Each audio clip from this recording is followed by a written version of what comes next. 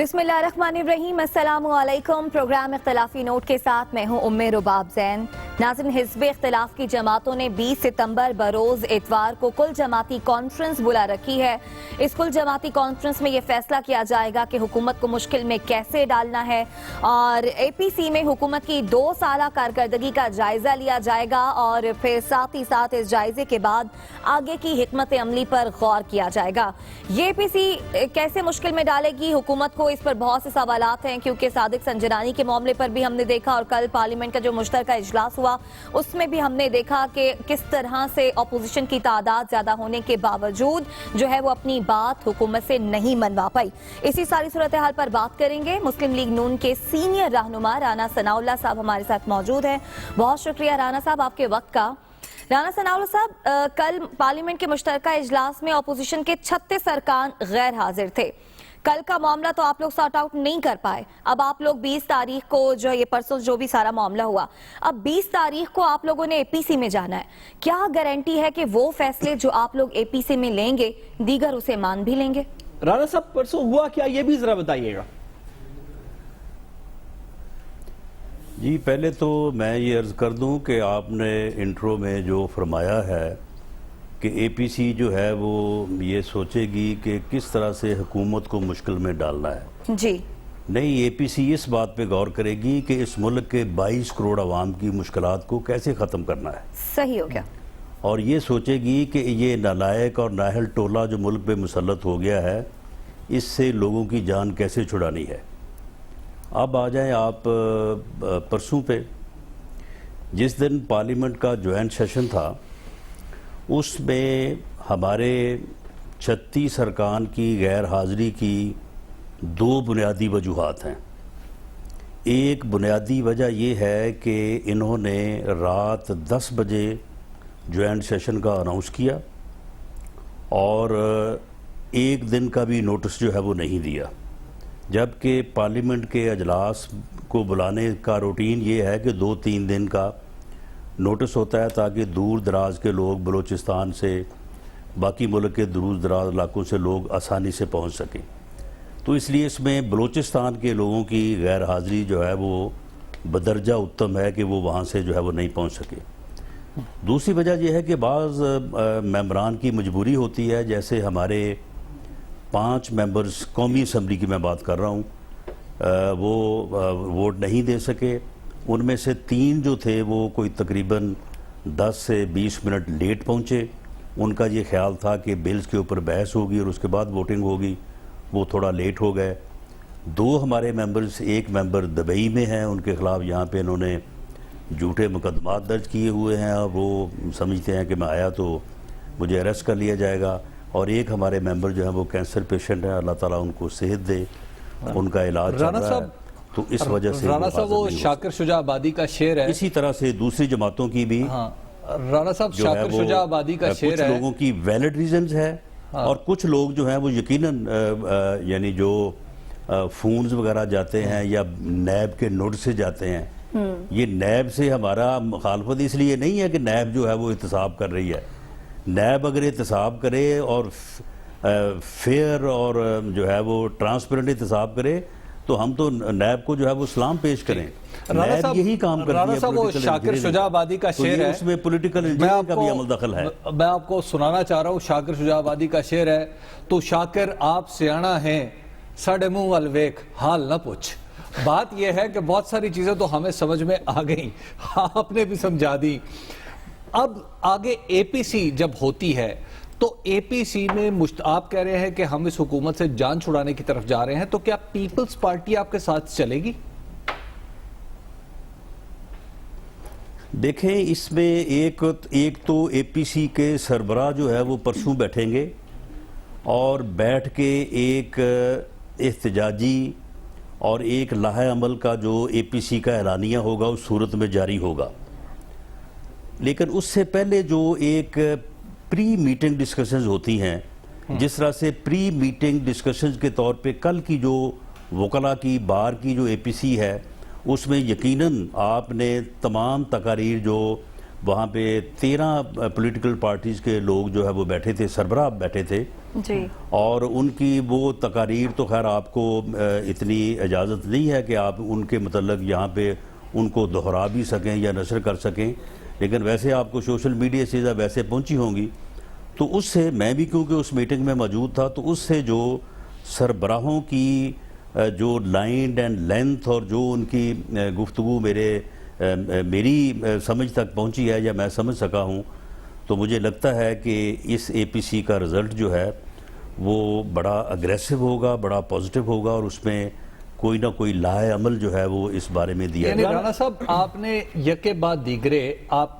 دو بڑی پارٹیوں نے شکست کھائی، پہلے آپ نے سینٹ کے چیئرمین کے حوالے سے اور پھر ایک پرسوں، اس کے بعد آپ جو کہہ رہے ہیں کہ ہم اس حکومت کے خلاف جائیں گے، تو پھر آپ کے پاس تو آپشن ایک ہی بچتی ہے کہ آپ بھی دھرنا دے دیں، تو کیا دھرنا اسٹریٹجی اب آپ لوگوں نے یہ فیصلہ کر لیا کہ دھرنے دیں گے؟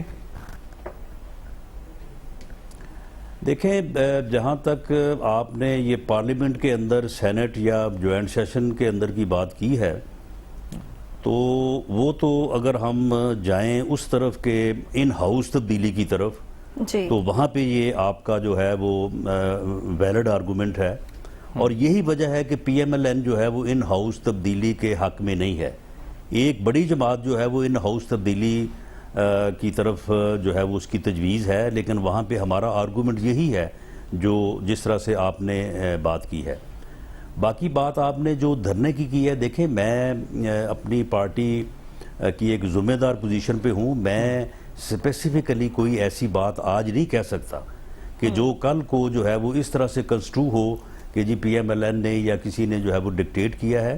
جی بہرحال یہ فیصلہ سربراہوں نے کرنا ہے، اور پی ایم ایل این کے سربراہ بھی اس میں موجود ہوں گے، تو اس میں جو کل کی میں نے بات کی ہے تو اس میں یہ محسوس ہو رہا ہے کہ تمام پولیٹیکل پارٹیز کے سربراہ جو ہیں وہ اس بات کو دیکھ چکے ہیں، سمجھ چکے ہیں کہ یہ حکومت جو ہے یہ ہوش کے ناخن لینے والی نہیں ہے۔ رانا صاحب، وہ حکومت پارلیمنٹ کا اجلاس بلائے اور لیڈر آف دی اپوزیشن کو بات کرنے کا موقع نہ دے، پارلیمانی لیڈرز کو بات کرنے کا موقع نہ دے، اور اس کے بعد وزیر اعظم جو ہے وہ اپوزیشن اٹھ کے گالیاں دیں، ان کا مذاق اڑائیں، تو اس کے بعد پھر کوئی اگر کسی کو غلط فہمی رہتی ہے تو پھر کوئی جان بوجھ کے غلطی میں یا مغالطے میں رہنا چاہتا ہے تو وہ رہے، ورنہ تو صورتحال واضح ہے۔ رانا صاحب، بسد احترام، دیکھیے 2-3-4 موقع اس طرح کے آئے پچھلے 2-2.5 سال کے اندر، خواہ وہ فضل الرحمان صاحب کا دھرنا ہو، خواہ وہ پہلی اے پی سی ہو، خواہ وہ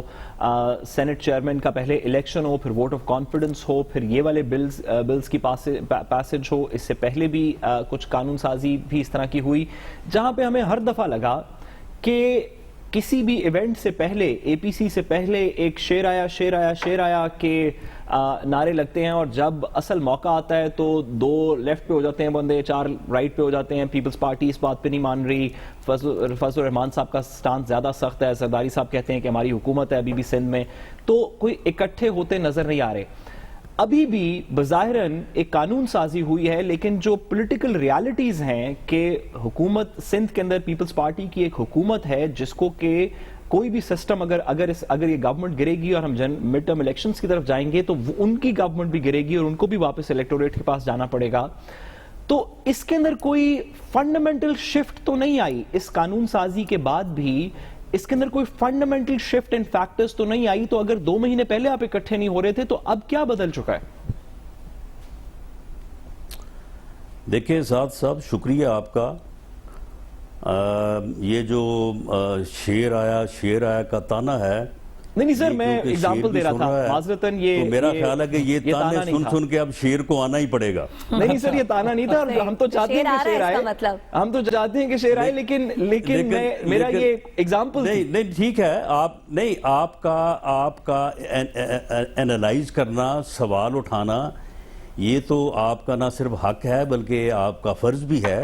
جی سر، تو آپ نے جو بار بار آپ نے سوال اٹھائے، اور اسی طرح کی گفتگو جو ہے وہ اپنا شیخ رشید صاحب نے بھی 2 دن پہلے کی ہے، تو سر ابھی یہ آپ جو کو تانے ہیں، حبیب میرا خیال اکرم ہے صاحب کہ کے یہ شعر سن کے اشعار پہ یہ اعتراض نہیں آیا جب انہوں نے کہا کہ ہمارا چہرہ دیکھ ساڈا حال نہ پوچھ، تو وہ شاید آپ کو میری ایگزامپل رانا ثناءاللہ نہیں، کی بات پہ شاید آپ غور نہیں کر رہے، وہ کہہ رہے کہ یہ باتیں سن سن کے اب شیر کو آنا ہی پڑے وہ گا. تو انہوں نے کہا کہ اب جو ہے وہ ہمارے چہرے سے ساری چیزیں یہاں ہے. تو اب بات یہ ہے کہ جب یہ شیر کو تانے اتنے مل رہے ہیں تو اب مجھے لگتا ہے کہ شیر کو اب آنا ہی پڑے گا.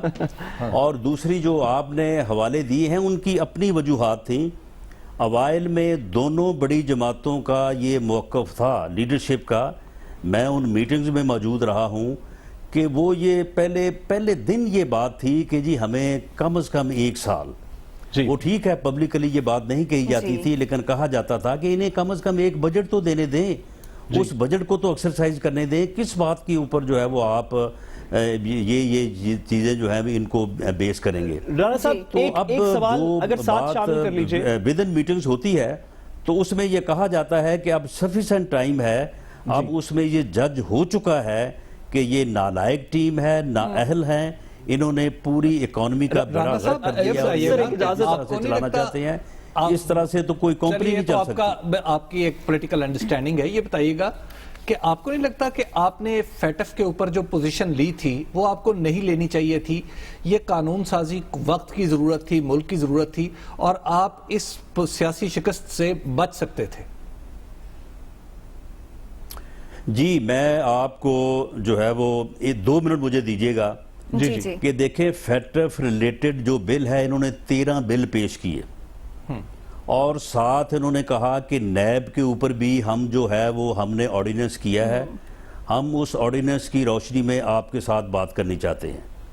نیب کے اوپر جب انہوں نے فاروق ایچ نائک صاحب کا جو ہے وہ ایک بڑا لینتھی جو ہے وہ انہوں نے لیکچر سنا، ہم نے بھی ساتھ سنا، تو انہوں نے ان کے ڈاکومنٹس کو لے کے ہمارے اوپر یہ الزام لگا دیا کہ ہم NRO مانگ رہے ہیں. اس کے باوجود تقریباً 5-6 بل پہلے پاس ہوئے تھے. اس نیب والے سٹینڈ آف کے باوجود بعد میں جو ہے وہ 4 بل فیٹف کے پاس ہوئے. ان میں بیٹھ کے ہم نے ان کے ساتھ ڈسکشن کی، ہم نے امینڈمنٹس پروپوز کی، اور ان امینڈمنٹس کو انہوں نے جو ہے وہ ایکسیپٹ کیا. کل جو بل انہوں نے عاملہ کا اینٹی منی لانڈرنگ بل پاس کیا، اس میں بھی تقریباً 7 امینڈمنٹ جو ہیں یہ کل بھی جو ہے وہ انہوں نے پیش کی، وہ ہماری دی ہوئی تھی، ہماری سجیسٹ کی ہوئی تھی. صرف ایک امینڈمنٹ کے اوپر 2 امینڈمنٹس کے اوپر جو ہے یہ اکڑ گئے، اور اس کے اوپر انہوں نے خود ایسا ماحول پیدا کیا، خود انہوں نے سینٹ سے ان کو ریجیکٹ کروایا. حالانکہ سینٹ میں اگر یہ اسٹینڈنگ کمیٹی کے پاس چلے جاتے تو وہاں پہ جو ہے وہ یہ معاملہ حل ہو جاتا، جس طرح سے 2 بلوں میں پہلے سے ہوا ہے. انہوں نے خود ریجیکٹ کروایا اور اس کے بعد پارلیمنٹ کے جوائنٹ سیشن میں لے آئے. وہ 2 امینڈمنٹس کیا تھیں؟ نمبر 1 انہوں نے کہا کہ یہ کوگنیزیبل ہونا چاہیے، وداؤٹ وارنٹ، وداؤٹ عدالت کی اجازت کے گرفتاری ہونی چاہیے. ہم نے کہا کہ یہ نہ کریں، جس طرح سے پہلے ہے ویسے رہنے دیں. انہوں نے کہا کہ جی نہیں، ہم اس کو رکھنا چاہتے ہیں. ہم نے تجویز کیا کہ آپ اتنا کر دیں کہ جس بندے کو گرفتار کریں اسے 24 گھنٹے میں ان رائٹنگ دے دیں کہ تمہیں اس گراؤنڈ کے اوپر گرفتار کیا گیا ہے. اس کو بھی یہ نہیں مانے. ہم نے ان کو کہا کہ نیب کو پروسیکیوشن ایجنسی کے طور پہ اس سے نکال دیں، کیونکہ نیب کے اپنے لا میں منی لانڈرنگ سے متعلق جو ہے وہ اختیارات موجود ہیں. انہوں نے کہا کہ جی یہ تو اپنے لیے چاہتے ہیں، یہ تو خود بچنا چاہتے ہیں، ان کے اوپر منی لانڈرنگ کے کیس ہیں. او بھائی ہم تو پبلک آفس ہولڈر ہیں، ہم تو نیب میں ہے ہی ہیں، ہمیں تو نیب کا اختیار ہمارے اوپر تو ہے ہی ہے. ہم یہ چاہتے تھے کہ یہ نیب کا اختیار عام بزنس مین تک، عام لوگوں تک یہ نہ پہنچے. اب انہوں نے اس امینڈمنٹ کو نہ مان کے عام آدمی کو، اگر کوئی اپنے بچوں کی فیس بھیجے گا باہر، اگر کوئی اپنی پراپرٹی خریدنے کے لیے پیسے باہر بھیجے گا، کاروبار کے لیے بھیجے گا، وہ سب کے سب اب نیب کے رڈار پہ ہوں گے. اس سے آپ کی کاروباری سرگرمیاں رک جائیں گی، اس سے آپ کا کاروبار جو ہے وہ لوگوں کا بزنس ایکٹیویٹیز تباہ ہو جائیں گی. یہ میری بات نوٹ کر لیں آج کہ یہ 6 ماہ بعد اس کو امینڈ کریں گے، ہماری امینڈمنٹ کو دوبارہ سے جو ہے وہ ایکسیپٹ کریں گے، ورنہ لوگ کاروبار کرنا اور بزنس ٹرانزیکشن رک جائیں گی. رانا صاحب آپ کا جو قانونی پوائنٹ ہے وہ بڑا ویلڈ ہے. اسی کا ایک کاؤنٹر آرگومنٹ حکومت کے پاس حکومت اپنی طرف سے دیتی ہے، اور یہ دونوں باتیں تفصیلاً میڈیا پہ بھی ہو چکی ہیں. میں سر آپ سے ذرا واپس اگر تھوڑا سا جو ابھی اسی قانونی پوزیشن کو تھوڑا سیاست سے کنیکٹ کر لیں کیونکہ آپ اے پی سی کی طرف جا رہے ہیں. سر اگر آپ کی پولیٹیکل پارٹی کا سٹیٹڈ پوزیشن یہ ہے کہ اس گورنمنٹ کو گھر بھیجنا چاہیے اور یہ ان ہاؤس چینج سے بات نہیں چلے گی, کسی طریقے سے مڈ ٹرم الیکشنز کی طرف جانا چاہیے, مولانا فضل الرحمان صاحب کا بھی یہی خیال ہے, پیپلز پارٹی چلیں پہلے اس پیج پہ نہیں تھی, آپ کہتے ہیں کہ اب اس سارے پروسیس کے تھرو اس پیج پہ آ گئی ہے, تو سر اس کا ایک بڑا سمپل طریقہ یہ نہیں ہے کہ آپ سب لوگ ریزائن کر دیں نیشنل اسمبلی کی سیٹوں سے, پروونشل اسمبلی کی سیٹوں سے, اور اس سندھ میں بھی اسی طرح پیپلز پارٹی ریزائن کر دے تو الیکشنز کال کرنے پڑ جائیں گے؟ دیکھیں اس میں پہلے بھی میں نے یہ عرض کیا ہے کہ کیونکہ میں اپنی پارٹی کی ایک ذمہ دار پوزیشن پہ ہوں, میری کی ہوئی بات جو ہے وہ ادروائز لی جا سکتی ہے کہ یہ آپ پہلے جو ہے وہ آپ ڈکٹیٹ کر رہے ہیں یا آپ کی پارٹی ڈکٹیٹ کرنے کی کوشش کر رہی ہے. میں اس کے بارے میں صرف اتنی بات کہہ سکتا ہوں یا کہنے کی پوزیشن میں ہوں کہ یہ آپشن بھی پرسوں اے پی سی کی میٹنگ میں زیر غور آئے گا. صحیح. اچھا رانا صاحب, جاتے جاتے یہ بھی بتا دیجئے کہ مریم نواز صاحبہ اے پی سی میں شرکت کیوں نہیں کر رہی؟ نہیں, مریم نواز صاحبہ کے شرکت نہ کرنے کی تو ابھی تک پی ایم ایل این نے کوئی بات نہیں کی. پی ایم ایل این نے اے پی سی کی انتظامیہ کو یا جو مینجمنٹ کمیٹی ہے اس کو یہ انفارم کیا ہے کہ پی ایم ایل این کا جو ڈیلیگیشن ہے اس کو میاں شہباز شریف بطور صدر پاکستان مسلم لیگ نون جو ہے اس کو ہیڈ کریں گے, اور ان کے ساتھ 5 یا 7 آدمی مسلم لیگ کے سینئر ترین لوگ جو ہیں وہ ان کے ساتھ اس وفد میں جو ہے وہ شامل ہوں گے. اور میری جو سمجھ ہے کہ اس میں مریم نواز صاحبہ جو ہیں وہ یقیناً میاں شہباز شریف ان کو اپنے وفد کا حصہ جو ہے وہ رکھیں گے. کسی جگہ نہیں یہ کہا گیا کہ مریم نواز صاحبہ شامل نہیں ہوں گی. ٹھیک ہے, بہت شکریہ. مسلم لیگ نون کے سینئر رہنما رانا ثناءاللہ صاحب ہمارے ساتھ موجود تھے. حبیب صاحب, آپ سے یہ سوال کہ مریم نواز صاحبہ شرکت کیوں نہیں کر رہی, اس کے اندر کی خبر آپ کے پاس کیا ہے؟ پھر بلاول بھٹو زرداری کا نواز شریف سے ابھی رابطہ بھی ہوا ہے کچھ دیر پہلے, تو اے پی سی سے پہلے یہ رابطہ ہونا مطلب پولیٹیکلی کتنا امپورٹنٹ ہو سکتا ہے؟ دیکھیے 2 باتیں ہیں. ایک تو یہ ہے کہ مریم نواز شریف صاحبہ کا نام جو ہے اس وفد میں شامل نہیں ہے جو میڈیا پر خبریں آئی ہیں. یعنی وہ شہباز شریف صاحب کی صدارت میں وفد جائے گا لیکن اس میں مریم صاحبہ کا نام نہیں ہے, ابھی تک نہیں ہے. لیکن میری معلومات یہ ہیں کہ مریم نواز صاحبہ شریک ہوں گی اس میں, اور اس کی وجہ یہ نہیں ہے کہ شہباز شریف صاحب یا ان کی پارٹی ان کے ساتھ جانے والے لوگ ان کو شریک کر رہے ہیں. اس کی وجہ لندن سے آنے والی ہدایات ہیں. تو لندن سے جو ہدایات آئی ہیں ان کی روشنی میں مریم نواز صاحبہ مجھے لگ رہا ہے کہ وہ اے پی سی میں شرکت کریں گی, اور وہ دراصل اپنے والد کی یعنی نواز شریف صاحب کی آنکھوں اور کانوں کی حیثیت اختیار کریں گی.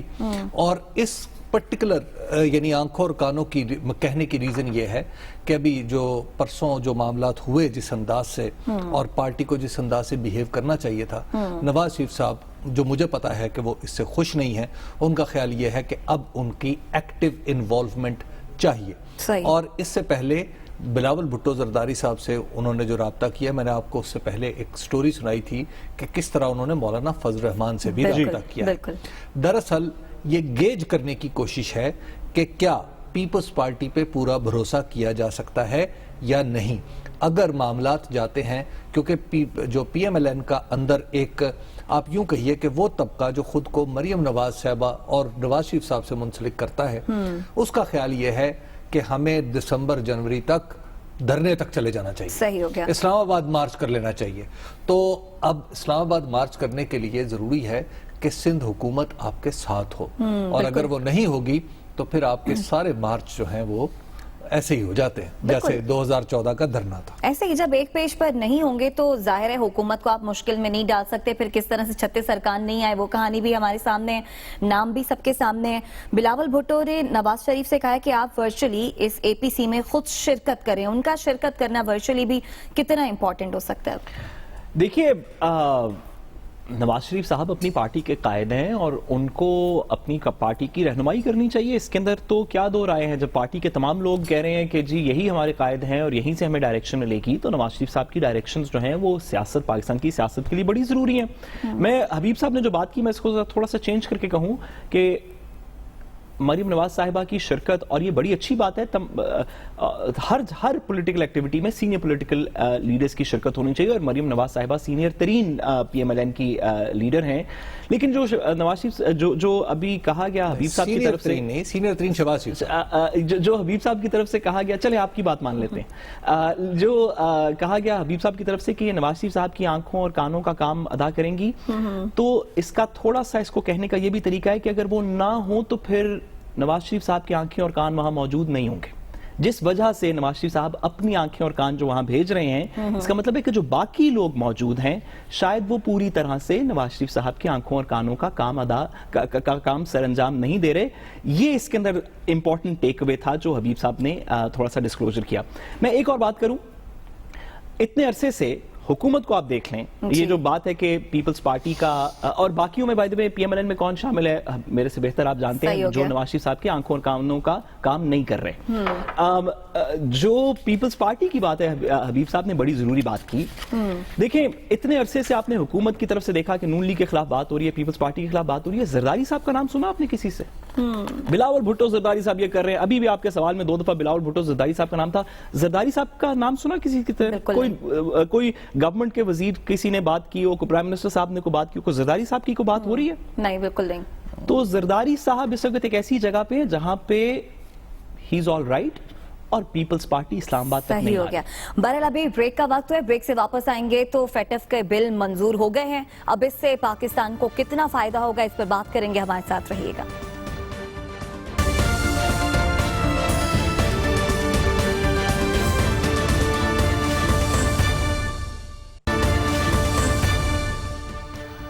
ویلکم بیک ناظرین. ایک طویل مشق کے بعد بالآخر مشترکہ پارلیمنٹ کے اجلاس میں انسداد منی لانڈرنگ سمیت دیگر بل جو ہے وہ منظور ہو گئے, اور پاکستان کے لیے بہت اچھی خبر ہے. اس قانون سازی کا ہونا پاکستان کے لیے بہت اہمیت کا حامل ہے. 2018 سے ہم ایف اے ٹی ایف کی گرے لسٹ میں, اور صرف آخری اجلاس میں ایک ووٹ کے فرق سے ہم وائٹ لسٹ میں نہیں جا سکے تھے, لیکن اب یہ قانون سازی ہو گئی ہے. اس کے پاکستان پر کیا اثرات ہوں گے اس پر بات کریں گے.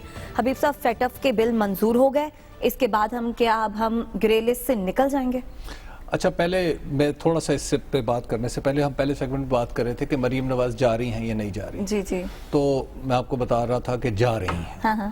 تو اب یہ سنڈے کو جو مجلس ہوگی یعنی اے پی سی کی, تو اس میں آپ کو مریم نواز اگرچہ لیڈ کرتے ہوئی نظر نہیں آئیں گی, لیکن بہرحال مرکزی شخصیت کے طور پر وہ وہاں پہ موجود ہوں گی. اچھا خیر, تو اب آ جائے فیٹف کی طرف. اچھا, تو فیٹف کا دیکھیے معاملہ اب 2 پہلو ہیں. ایک تو یہ ہے کہ کیا فیٹف کا موجودہ بل خود فیٹف کے لیے قابل قبول ہے. اپیرنٹلی ہمیں ایسے لگ رہا ہے کہ وہ ان کے لیے قابل قبول ہے, لیکن میں نے جو لوگوں سے پتہ کیا ہے وہ شاید ابھی ہمیں امیجیٹلی ہمیں یہ توقع نہیں باندھنی چاہیے کہ ہم جائیں گے اور وہاں سے جناب ہمیں کہیں گے لیں جی اب آپ گرے سے وائٹ لسٹ میں آ گئے ہیں. ڈیفینیٹلی ہم پہ اب تھوڑا سا وہ واچ کم ہو جائے گا اور ہم پر نظر رکھیں گے. صحیح. لیکن اس کے ساتھ ہی ہمیں یہ دیکھنا ہے کہ کیا ہماری مارکیٹس یعنی ہماری منی مارکیٹ یعنی بینکس, ہماری اسٹاک ایکسچینج, ہماری دیگر مارکیٹس, ہمارے جیولرز, ہمارے اکاؤنٹنٹس, ہماری پراپرٹی, یہ سارے لوگ ہمارے جیمز جو قیمتی پتھر ہیں ان کا, اور بالخصوص سروس انڈسٹری, کیا یہ اس سب نے اپنے آپ کو فیٹف کے قانون کے مطابق ڈھالا ہے یا نہیں ڈھالا. اور تیسرا اس میں ایلیمنٹ یہ ہوگا کہ ہماری حکومت خدا نخواستہ قانون ہم نے پہلے بھی بہت بنائے, کہیں سلیکٹیو امپلیمنٹیشن کی طرف نہ چل پڑے, سلیکٹیو انفورسمنٹ کہ جناب حبیب کو پکڑ لو سعد کو چھوڑ دو, یہ نہ کریں, جس نے جو کیا ہے اس کو پکڑیں. ٹھیک ہو گیا. سعد, اس سے کیا منی لانڈرنگ کو روکنے میں بھی مدد ملے گی؟ اب دیکھیے, اس سے منی لانڈرنگ کو روکنے کے اندر کم از کم وہ متعلقہ ٹولز حکومت کی ڈسپوزل کے اوپر بہتر ٹولز میسر ہوں گے, جس کے اندر اریسٹ کی بھی کچھ پاورز ہیں جو کہ حکومت کو درکار تھیں اور ایف اے ٹی ایف کی بھی ریکوائرمنٹس تھیں. لیکن جو آپ نے حبیب صاحب سے سوال پوچھا, میں تھوڑی سی اس پہ گزارش کروں کہ ہم یہ جو قانون سازی کر رہے ہیں یہ ان بیسک منیمم ریکوائرمنٹس کو پورا کر رہی ہے جو کہ ایف اے ٹی ایف نے ہم سے اپنی کنڈیشنالٹیز کے اندر کہ کن کنڈیشنز کے اوپر ہم وائٹ لسٹ سے نکلیں گے, اس کے اندر جو بہت سی ریکوائرمنٹس تھیں اس کے اندر سے یہ بھی ایک ہے. صحیح ہو گیا. لیکن ایف اے ٹی ایف سے نکلنا یا اس کی گرے لسٹ میں پہلے ڈلنا اور اب اس میں سے نکلنے کی کوشش صرف قانون سازی اور کچھ امپلیمنٹیشن کے اوپر نہیں ہے. FATF जैसी चीजों के अंदर इंटरनेशनल जियो पॉलिटिक्स भी इन्वॉल्व होती है। कौन, फॉर एग्जाम्पल, जिन ममालिक ने हमारे पिछली दफा सपोर्ट की और ग्रे लिस्ट में हमें नहीं डलने दिया या ब्लैक लिस्ट में हमें नहीं डलने दिया, वो ममालिक हैं जिनके साथ हमारी वैसे जियो पोलिटिकल अलायंस भी है। सिर्फ उन्होंने हमारी इंटरनल प्रोसीजर्स को, कानून साजी को नहीं देखा, जो ओवरऑल पाकिस्तान की जियो स्ट्रेटेजिक पोजिशनिंग है उसको भी देखा। आज खास तौर पे जो अमेरिका और चाइना की कोल्ड वॉर है और अमेरिका और चाइना इंडिया की जो रिलेटेड तलखियां चल रही हैं, उसके बाद वो जियो पोलिटिकल पोजिशंस मजीद तल्ख हो गई हैं। कुछ ममालिक ज्यादा कोशिश करेंगे, इंडिया की तरह ज्यादा कोशिश करेंगे कि हम ग्रे लिस्ट में, ब्लैक लिस्ट में जाएं, और कुछ चाइना की तरह के ममालिक ज्यादा कोशिश करेंगे कि हम उसमें से निकलें। ये फैक्टर्स भी उतने ही इंपॉर्टेंट हैं जितनी के कानून साजी। ठीक हो गया, ब्रेक का वक्त आ रहा है। ब्रेक से जब वापस आएंगे तो तलबा परेशान है। एफए का जो बिल आना था, माजरत, जो इम्तिहान का रिजल्ट आना था वो नहीं आ रहा, जिसकी वजह से वो जिन्होंने एडमिशंस लेने वो नहीं ले पा रहे। इसकी वजह क्या है, इस पर बात करेंगे, हमारे साथ रहिएगा।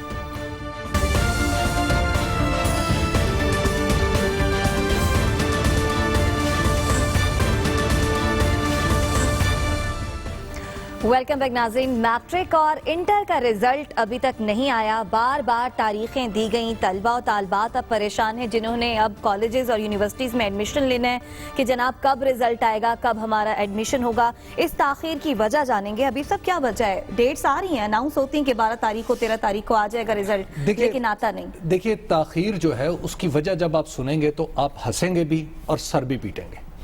हंसेंगे इसलिए कि वो इतनी मामूली और नामौजू वजह है कि जो किसी भी काम के लिए ताखीर के लिए बयान नहीं की जा सकती। वो क्या? और हंसेंगे इसलिए और रोएंगे इसलिए कि इतनी मामूली वजह से आपने कितने बच्चों का मुस्तकबिल दांव पे लगा रखा है। वो वजह ये है कि रिजल्ट तैयार है, मैंने जो पता किया है रिजल्ट्स बोर्ड्स ने तैयार कर लिया हुआ है, सब चीजें रेडी हैं। काबीना इस बात की मंजूरी दे चुकी है। अब एक कमेटी ने काबीना के मिनट्स को पर साइन करने हैं, जो मुतलका मीटिंग्स होती हैं, और जब वो सिग्नेचर्स हो जाएंगे तो उसके बाद रिजल्ट जारी हो जाएगा। अच्छा। अब ये है हमारी प्यारी पंजाब हुकूमत और ये है हमारे प्यारे उस्मान बुज़दार साहब की हुकूमत और जो वसीम अकरम प्लस है। अब आप जरा तसव्वुर करें कि वसीम अकरम प्लस के काम करने की रफ्तार ये है कि लाखों बच्चे और उनके वालिदैन टंगे हुए हैं इंतजार की सूली पे कि कब ये मामला हल हो, रिजल्ट निकले और कब जो है हम अपने बच्चों को उनके अगले तालीमी इदारों में भेजें।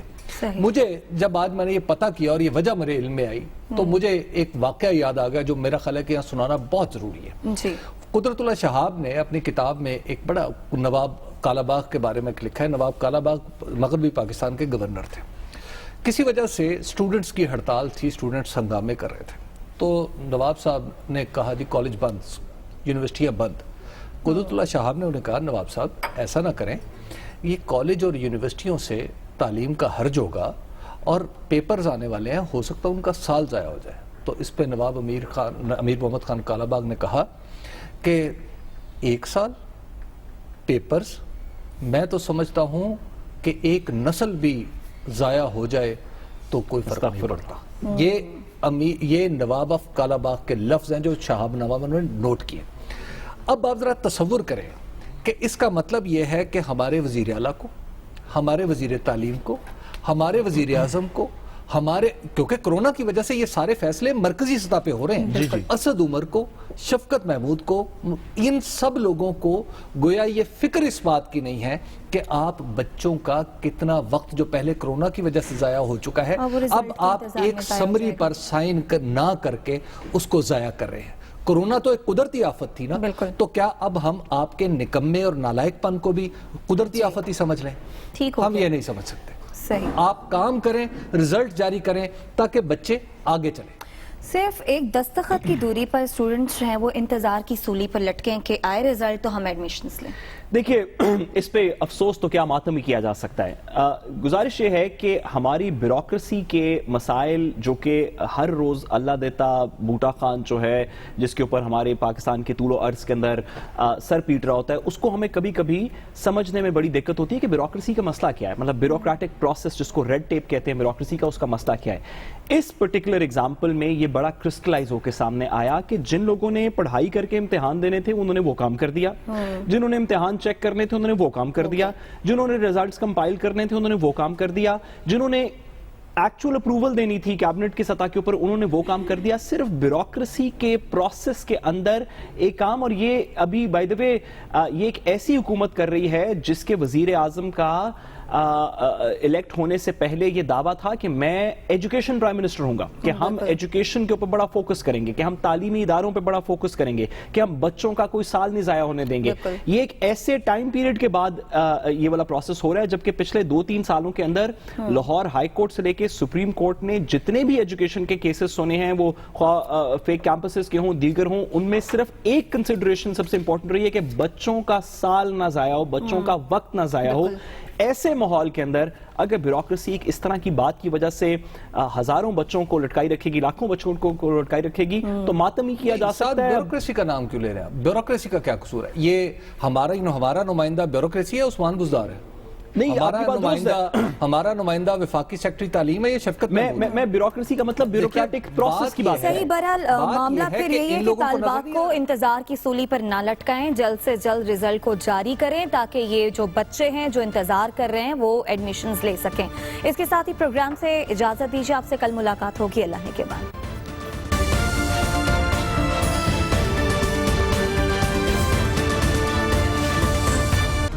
Hi, it's Sayyeda Shanaz here. Thank you for watching Dunia News. For more videos and updates, don't forget to click the subscribe button. Keep watching Dunia News.